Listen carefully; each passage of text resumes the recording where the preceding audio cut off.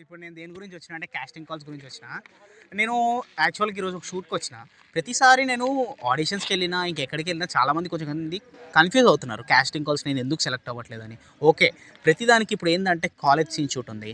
College scene shoot అంటే college role లాగా. ఇప్పుడు ఎగ్జాంపుల్ రాయలసీమ స్లాంగ్ ఉంది. రాయలసీమ స్లాంగ్ నేర్చుకుని మీరు ముందుకెళ్తే వాళ్ళు తీసుకునే రకము. ఉత్తరాంధ్ర స్లాంగ్ ఉంది.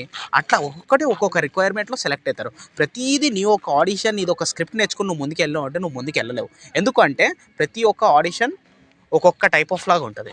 సో ఆ రిక్వైర్మెంట్ ఏంటో కొంచెం తెలుసుకోండి. రిక్వైర్మెంట్ తెలుసుకోకపోతే ఆడిషన్కి వెళ్ళిన తర్వాత తెలుసుకోండి ఏంటో. అండ్ ఆఫ్టర్ దాట్ నేనేం చెప్తా పోతున్నానంటే మోస్ట్ వాళ్ళు చూసేది ఏంటంటే ఎమోషన్ అన్న ఫ్రెండ్లీ అన్న.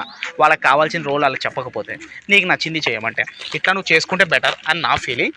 అండ్ ఫస్ట్ అప్పుడప్పుడు కొంచెం ఎక్స్పీరియన్స్ కోసం ఆడిషన్స్ అన్న షూట్స్ కూడా వెళ్ళండి, మీకు కూడా కొంచెం ఎక్స్పీరియన్స్ వస్తుంది. ఓకే బ్రో, నాకు డౌట్ ఉంది, మీకు అడగొచ్చా?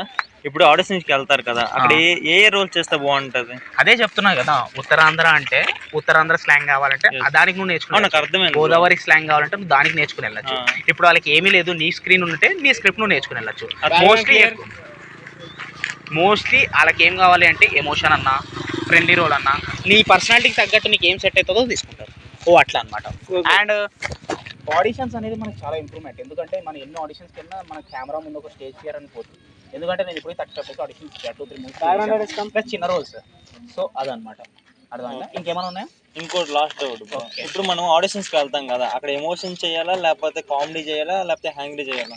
ఏది చేస్తే ఇప్పుడు వాడికి స్క్రిప్ట్ ఏమీ లేదు అని అంటే నీకు నచ్చింది నువ్వు చేసుకో, అంతే అండి. అదే అంటావు. ఇప్పుడు నేనైతే మొన్నటి వరకు ఎమోషన్ చేశా, అది కొంచెం వర్కౌట్ కాలేదని కామెడీకి వచ్చిన. ఇప్పుడు అట్లాగా ఆడిషన్ 2-3 ఆడిషన్స్ కల్లా స్క్రిప్ట్ మార్చుకుంటూ ముందుకే. నాకు తెలిసిన చాలా మంది ఏమంటారంటే ఆడిషన్లోన యాంగ్రీ చేయొద్దు, ఓన్లీ ఎమోషన్. యాంగ్రీ చేయొచ్చు, ఎమోషన్ చేయొద్దు, నీకు నచ్చింది నువ్వు చెయ్యి. ఎట్లా అంటే యాంగ్రీ కూడా చేయొచ్చు, ఎందుకు చేయరు? నువ్వు యాంగ్రీగా నటిస్తే కూడా వాళ్ళు నచ్చుతుంది దానికి తగ్గట్టు. ఇప్పుడు నువ్వు ఎంత బాగా నువ్వు చేసినా వాడి స్క్రిప్ట్ వాడికి ఉందనుకో, గోదావరి స్లాంగ్ ఇది. మూవీ ఇండస్ట్రీకి రావాలనుకున్న వాళ్ళకి మీరు ఏం చెప్పాలనుకుంటున్నారు? నాకు తెలిసిన వరకు నేను చెప్పాలనుకుంటే ఏంటంటే ఇండస్ట్రీలో సక్సెస్ రేట్ జస్ట్ 1%. జూనియర్ ఆర్టిస్ట్కి వెళ్తే సక్సెస్ అవ్వము. ఎందుకు జూనియర్ ఆర్టిస్ట్ చాలామంది ఎందుకు వెళ్తారంటే జస్ట్ డబ్బుల కోసం మాత్రమే వెళ్తారు. ఎందుకంటే వాళ్ళ స్టార్టింగ్ అట్లా, దానివల్ల కొంచెం ఎక్స్పీరియన్స్ వస్తుంది అని.